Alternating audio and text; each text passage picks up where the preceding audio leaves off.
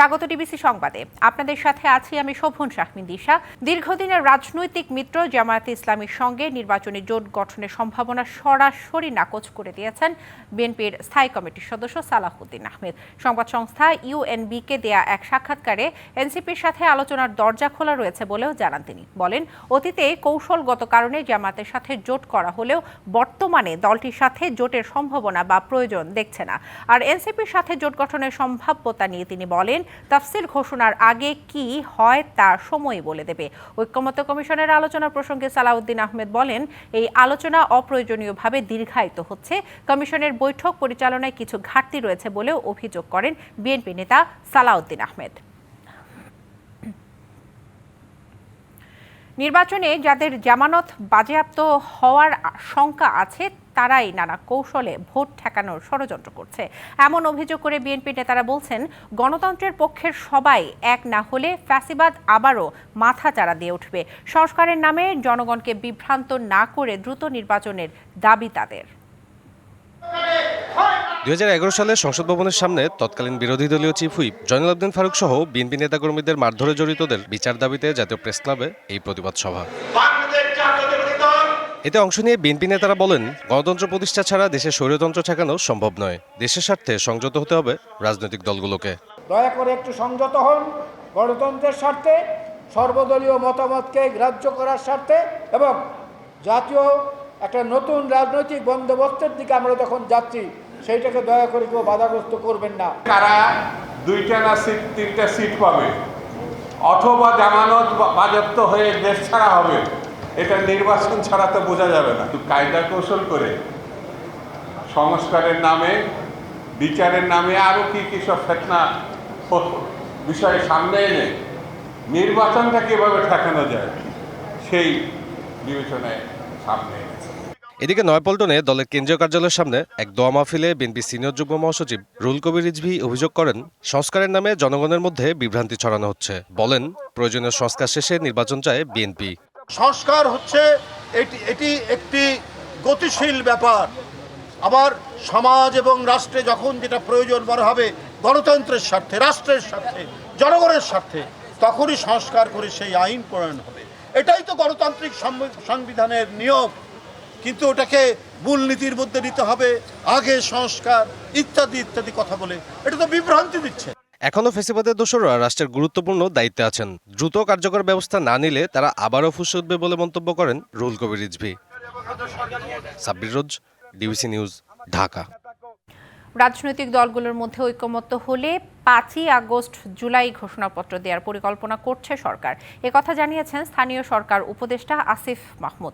কুমিল্লা জেলা আইনজীবী সমিতির নতুন ভবন উদ্বোধন উপলক্ষে মতবিনিময় সভায় সাংবাদিকদের প্রশ্নের জবাবে তিনি এসব কথা বলেন। এ সময় উপদেষ্টা বলেন, জুলাই ঘোষণাপত্র নিয়ে কাজ চলছে। আগে রাজনৈতিক দলগুলো থেকে প্রস্তাবনা নেওয়া হয়েছিল, তারা তাদের মতো করে ঘোষণাপত্রের কপি সরকারকে দিয়েছে। এখন আবারও কার্যক্রম চলমান আছে। এর আগে বিকেলে কুমিল্লা বিশ্ববিদ্যালয়ের উন্মুক্ত মঞ্চে গণঅভ্যুত্থানের ছাত্র জনতার প্রথম প্রতিরোধ দিবস 11ই জুলাই শীর্ষক স্মৃতির মিনার অনুষ্ঠানে বক্তব্য রাখেন উপদেষ্টা আসিফ। জুলাই ঘোষণাপত্র নিয়ে কাজ চলছে। সরকারের পক্ষ থেকে চেষ্টা হচ্ছে যে আগামী 5ই আগস্ট যদি ঘোষণাপত্রটা দেওয়া যায়, তবে সেক্ষেত্রে অবশ্যই রাজনৈতিক ঐক্যমত্যে আসা প্রয়োজন। আপনারা জানেন, যেহেতু সবার ঐক্যমত্যের ভিত্তিতে আমরা একটা ঘোষণাপত্র দিতে চাচ্ছি। জুলাই সনদ, বিচার এবং নির্বাচনের প্যাকেজ চায় জাতীয় নাগরিক পার্টি এনসিপি। আগামীর আন্দোলন দুর্নীতি এবং চাঁদাবাজির বিরুদ্ধে। দুর্নীতি যারাই করবে তাদের ছাড় দেওয়া হবে না। যশোর শহরে জসকোর্ট ঈদগাহ মোড়ে পথসভায় যোগ দিয়ে এসব মন্তব্য করেন দলটির নেতারা। এ সময় এনসিপি নেতারা বলেন, একটি দল তাদের কোটি কোটি লোক আছে যাদের জাহির করে। এনসিপিকে লোকের ভয় দেখাবেন না। এনসিপি জনগণের সাথে ইনসাফ করা লোক চায়। এর আগে যশোরে শহীদ এবং আহতদের পরিবারের সদস্যদের সঙ্গে মতবিনিময়ের মধ্য দিয়ে শুরু হয় এনসিপির জুলাই পদযাত্রার 11তম দিনের কর্মসূচি। এ সময় হাসনাত আব্দুল্লাহ অভিযোগ করেন, ফ্যাসিজম ফেরানোর ছক আঁকা হচ্ছে। বিএনপি নেতাদের উদ্দেশ্যে হাসনাত বলেন, মাঠের বাইরে বসে খেলা নিয়ন্ত্রণ করা যাবে না। বলেন, কমিশনের অনেকের কার্যক্রম সন্দেহজনক, তাদের বিরুদ্ধে সোচ্চার থাকতে হবে জুলাই যোদ্ধাদের।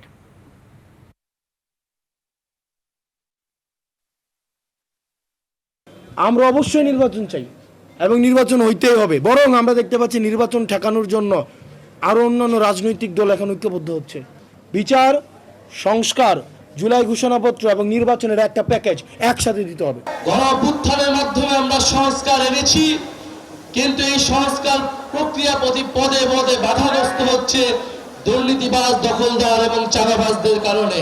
দুর্নীতি যারাই করবে, যদি এনসিপির লোকেরা করে, তার বিরুদ্ধে সাধারণ মানুষজন রাস্তায় নামবে। ফলে যারা দুর্নীতিবাজ, নানান দলের বিরুদ্ধে ভিতরে অনুপ্রবেশ করেছেন, তারা এখনই সাবধান হয়ে যান, হুঁশিয়ার হয়ে যান। জুলাই আন্দোলনে সন্তান হত্যার বিচার ছাড়া নির্বাচন চান না শহীদদের মা বাবা এবং স্বজনরা। আর ভারতকে জুলাই হত্যার প্ররোচনাকারী আখ্যা দিয়ে শেখ হাসিনাকে ফেরত পাঠানোর দাবি আমার দেশ সম্পাদক মাহমুদুর রহমানের। রাজধানীতে এক আলোচনা সভায় জামায়াতের নেতারা বলেন, ফ্যাসিস্টরা ফের মাথাচাড়া দিলে আগের চেয়েও কঠিন লড়াইয়ের প্রয়োজন হবে। আমার স্বামীকে দেখি না, ভাত পানি কিছু খাই না। আমার স্বামী, আমার খারাপ হলে স্বামী ভালো হলো, আমার স্বামী ঠিক না বলে। শহীদ হাফিজুলের স্ত্রী জুলাই আন্দোলনে স্বামীকে হারিয়েছেন প্রায় 1 বছর। তার মতো কেউ হারিয়েছেন সন্তান, কেউ হারিয়েছেন বাবা, কেউ বা ভাই। আমার 2 সন্তান বাবা বলে কায়েম থাকবে বলেন, তো এই খুনের বিচার চাই। স্বজন হারানো এমন 250 পরিবারের সদস্যদের নিয়ে ঢাকা মহানগর উত্তর জামাত ইসলামীর আলোচনা সভা। এতে যোগ দেন আন্দোলনে আহত ও পঙ্গুত্ব বরণকারীরাও। এ সময় শহীদদের মা বাবারা বলেন, তাদের সন্তানদের হত্যার বিচার ছাড়া নির্বাচন নয়, প্রয়োজনে আবারও মাঠে নামার হুঁশিয়ারি দেন তারা। আগে জুলাই সনদ দিবেন, তারপর হলো নির্বাচন। আমরা মাঠে নেমে এই হত্যাকারীর বিচার এবং শহীদদের সনদ আদায় করে ছাড়বো ইনশাআল্লাহ। ঢাকা মহানগর উত্তর জামাত ইসলামের আমির বলেন, আবারও ফ্যাসিস্টরা মাথাচাড়া দিলে তাদের বিরুদ্ধে জুলাই আন্দোলনের চেয়েও বড় লড়াই হবে। 71 আমাদের গর্বের দল, 71কে আমরা স্যালুট জানাই। 24কে অনন্য মর্যাদায় রাখতে হবে, মাথায় তুলে রাখতে হবে আমাদের মাথার তাজ। ফেসিবাদ যদি আবার এখানে মাথা চালা দেওয়ার চেষ্টা করে, 24-এর যোদ্ধাদের আবার রক্ত ফিনকি দিয়ে উঠবে এবং আগের যে বিপ্লব তার চাইতেও অনেক ব্যাপক মাত্রার বিপ্লব বাংলাদেশে সংগঠিত হবে এবং কিয়ামত পর্যন্ত ফেসিবাদের কবর রচনা করা হবে। বিশেষ অতিথি হিসেবে দৈনিক আমার দেশের সম্পাদক বলেন, জুলাই আগস্টে গণহত্যার প্ররোচনা দিয়েছিল ভারত। আপনাদের কাছে আজকে খুনি শেখ হাসিনা আশ্রয় নিয়ে আছে, কাজেই আপনারা আর কালো বিলম্ব না করে সেই খুনিকে বাংলাদেশের কাছে প্রত্যর্পণ করুন, যাতে আমরা শেখ হাসিনার বিচার করে তার সাজা কার্যকর করতে পারি। জুলাই শহীদদের দলীয়করণ না করারও আহ্বান জানান তিনি। Mohaiminul Khan Apu, DBC news, Dhaka. শাহজালাল আন্তর্জাতিক বিমানবন্দরে বিমান বাংলাদেশ এয়ারলাইন্সের ঢাকা কাঠমান্ডু রুটের ফ্লাইট BG373 ফ্লাইট ছাড়ার আগে অচেনা নাম্বার থেকে একটি কল আসে। দাবি করা হয় ফ্লাইটটিতে আছে বোমা। এতে আতঙ্ক দেখা দিলেও পরে তল্লাশি চালিয়ে ওই ফ্লাইটে বোমা জাতীয় কিছুই মেলেনি। পরে কাঠমান্ডুর উদ্দেশ্যে ছেড়ে যায় ফ্লাইটটি। বাংলাদেশ বিমানের জনসংযোগ বিভাগের GMABM রওশন কবির জানান, এটি ছিল ভুয়া ফোন কল। শুক্রবার বিকাল 4:45 ফ্লাইটটি ঢাকা থেকে ছেড়ে যাওয়ার কথা ছিল। ফোন কল আসার পরে বিমানবন্দরের নিরাপত্তা ব্যবস্থা সর্বোচ্চ সতর্কতা নিয়ে আসা হয়। আইনশৃঙ্খলা বাহিনী শুরু করে তল্লাশি অভিযান। শুল্ক নিয়ে যুক্তরাষ্ট্রের সাথে আজ আবারও বসছে বাংলাদেশ। ওয়াশিংটনে স্থানীয় সময় সকাল 9টায় তৃতীয় দিনের আলোচনা শুরু হচ্ছে। এর আগে বৃহস্পতিবার দ্বিতীয় দিনের বৈঠকে দু দেশের মধ্যে বর্তমান এবং ভবিষ্যৎ বাণিজ্যের গতি প্রকৃতি কেমন হবে সেই বিষয়গুলো উপস্থাপন এবং যুক্তিতর্ক হয় এবং বেশ কিছু বিষয়ে দুই দেশ মোটামুটিভাবে একমত হয়। অবশ্য কিছু বিষয় অমীমাংসিত রয়ে গেছে। প্রধান উপদেষ্টার প্রেস উইং থেকে জানানো হয় এই তথ্য। যুক্তরাষ্ট্রের বাণিজ্য প্রতিনিধি কার্যালয় বাণিজ্য উপদেষ্টা শেখ বশির উদ্দিন এবং মার্কিন বাণিজ্য প্রতিনিধি অ্যাম্বাসেডর জেসি মন গ্রিয়ারের মধ্যে দ্বিতীয় দিনের বৈঠক হয়। এতে দুপক্ষই পারস্পরিক স্বার্থ সংশ্লিষ্ট বিষয়ে একসঙ্গে কাজ করার অঙ্গীকার পুনর্ব্যক্ত করে। ফেনীর মুহুরী নদীর পানি বিপদসীমার নিচে থাকলেও কমেনি স্রোত। এতে ফুলগাজীর কিছুটা স্বস্তিতে থাকলেও পানি ঢুকতে শুরু করেছে ছাগলনাইয়ায়। উপজেলাটির প্রায় প্রতিটি বাড়ি এখন পানির নিচে। জলের সাথে বাঁচার লড়াইয়ে অবর্ণনীয় দুর্দশায় মানুষ। বিকেলের পর বৃষ্টি না থাকলেও উজানের পানি এসে কমছে না মুহুরী নদীর স্রোত। ফুলগাজীতে পরিস্থিতি কিছুটা উন্নতি হলেও ছাগলনাইয়াতে শুরু হয়েছে নতুন করে পানি ঢোকা। পানির চাপে ছাগলনাইয়ার উপজেলার প্রায় প্রতিটি বাড়ি এখন পানির নিচে, রান্নাঘর থেকে বাথরুম সবকিছুতেই পানিতে তলিয়ে। খাওয়া দাওয়া পানি গেঞ্জি উঠলে রান্না রান্না চুলা চারটে সব জায়গায় শুকনা খাবার কিছু থাকলে খাইতে পারি, নইলে তো ঘরেতে পানি লেগুলি আর কমে যাম। ঘরের ভেতরে পানি, তাই বিছানার উপর তুলে রাখা হয়েছে পোষা হাঁস মুরগি। ঘরবন্দি এসব মানুষের দিন কাটছে আতঙ্ক আর দুর্ভোগে। হাঁসগুলা কালকে ঘরের মধ্যে ছাড়ি দিয়ে গেছিলাম, দেখেছি ধরেন ঘরের মধ্যে ছাড়ি দিলে তো ঠান্ডা লাগে, ওগুলা মারা যেতেছে, বাইরে রাখার জায়গাও নাই, তাই এই জন্য উপরে রাখছি। গত বছরেও পানিতে সব ভেসে গিয়েছিল, পাননি কিছুই। এবছর আবারও একই কষ্ট। ভুক্তভোগীদের প্রশ্ন, এভাবে আর কত? যে 2-3 বছর এইভাবে চলে, খানা দানায় অনেক কাম করতে, তারপরে কোনো আন্ডা সেই দিন ইনকামের। এলাকাবাসীর অভিযোগ ক্ষণিকের ত্রাণ নয়, তারা চান স্থায়ী বাঁধ নির্মাণের উদ্যোগ। ত্রাণ আমাদের প্রয়োজন, আমাদের চাই টিকসই বাঁধ। টিকসই বাঁধটা যদি দেন তাহলে আমাদের মনে করেন বীজতলা আছে, আমাদের শ্বাসবাস আছে, আমরা তো কিছু সবগুলো শেষ, এখন আবার আমরা নতুন করে এটা কই পাবো? প্রতি বছর পানি আসে, জীবন থমকে দিয়ে নেমেও যায় সেই পানি, কিন্তু বাদ আসে না, হয় না সমাধানও। Ariful Islam, DBC news, Chhagalnaiya, Feni. ফেনীর সার্কিট হাউসে বন্যা পরিস্থিতি নিয়ে জেলা দুর্যোগ ব্যবস্থাপনা কমিটির সাথে জরুরি সভার শেষে কথা বলছেন দুর্যোগ ব্যবস্থাপনা এবং ত্রাণ মন্ত্রণালয়ের উপদেষ্টা। সরাসরি যুক্ত হব সেখানে। এক এবং অবিচ্ছেদ্য হয়, এক অসাধারণ অভিজ্ঞতা, আগে কখনো আমরা দেখিনি। দীর্ঘ সময় ধরে আমরা আসছি, এমনি সহজাতভাবে আমাদের সবার মধ্যে একটা প্রবণতা আছে, বিপদ দেখলে আমরা সবাই এমনিতে এগিয়ে যাই। সেটা উদ্ধার করতে পারি বা না পারি, কারো ঘরে আগুন লাগলে নিভাইতে পারি কি না পারি, সবার আগে খালি হাতেও লোক ঝাঁপিয়ে পড়ে। এটা আমাদের ইনহেরিং আছে, আমাদের মধ্যে আমরা এটা ধারণ করি। ঠিক একইভাবে সম্মিলিত আমাদের দেশের মানুষ নানান বিপর্যয়ে বিপদে আমরা সবসময় ঐক্যবদ্ধ থেকেছি এবং একাত্ম থেকেছি, এবং আমাদের সম্মিলিত শক্তি দিয়ে বিপদকে মোকাবেলা করে আমরা টিকে আছি। এখনো এই যে ফেনীতে বন্যাজনিত যে সমস্ত সমস্যাগুলো সৃষ্টি হচ্ছে, এগুলি যতটুকু সম্ভব আমরা এগুলিকে অ্যাড্রেস করব যথাযথভাবে, এবং এটার জন্য অনেক বড় এক প্রকল্প নেওয়া হয়েছে। আমি আসার সময় আমাকে পানি সম্পদ উপদেষ্টা মহোদয়া বলেছেন যে প্রায় 7,000 কোটি টাকার একটা বড় প্রকল্প নেওয়া হয়েছে এই মোহরি ওইটা বাস্তবায়ন হলে আশা করছে সরকার যে এই দুর্ভোগ থেকে হয়তো আমরা পরিত্রাণ পাবো। কিন্তু বিপদ যদি তার চাইতে বড় আসে, আমরা কি হেরে যাব? আমরা সেটার সাথেও লড়াই করব, আমরা হারবো না। আমাদের এই প্রচেষ্টাটা অব্যাহত থাকলে আমরা আশা করছি যে আমরা এই সকল দুর্ভোগে, সকল দুর্যোগে আমরা উত্তরণ ঘটাতে পারবো।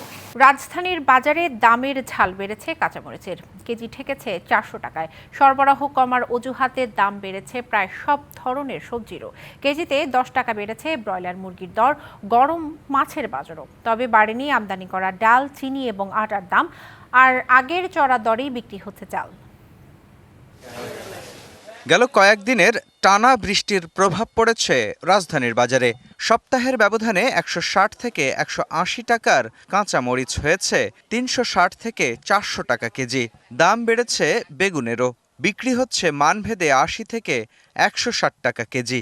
বাজারে ভারতীয় টমেটো 140 থেকে 160 আর গাজর 100 থেকে 160 টাকা কেজি। বিক্রেতারা বলছেন সরবরাহ কম থাকায় প্রায় প্রতিটি সবজির দামই খানিকটা বেড়েছে। 2-3 দিন আগের থেকে ওখানে সবজির দাম অনেক বেশি। কাঁচামরিচে মনে করেন জানি কয়দিন আগে আনছি 100 টাকা কেজি, 400 টাকা বেতন লাগে। 15-60 টাকা করলা, 80 টাকা ঝিঙ্গা, 70-80। বাজারে কোথায় নজরদারি থাকলে তাই দাম হইতো না। গেল সপ্তাহের 55 থেকে 60 টাকা কেজি দরেই মিলছে দেশি পেঁয়াজ, আর ভারতীয় পেঁয়াজ 65 টাকা কেজি। আদা ও রসুন মিলছে মানভেদে 120 থেকে 160 টাকা কেজি। কেজিতে 10 টাকা বেড়েছে ব্রয়লার মুরগির দাম, বিক্রি হচ্ছে 160 টাকা কেজি। আর সোনালী মুরগি 300 থেকে 320 টাকা কেজি। দীর্ঘদিন থেকেই লোকসানে থাকা খামারির ডিমের ডজন 120 টাকা।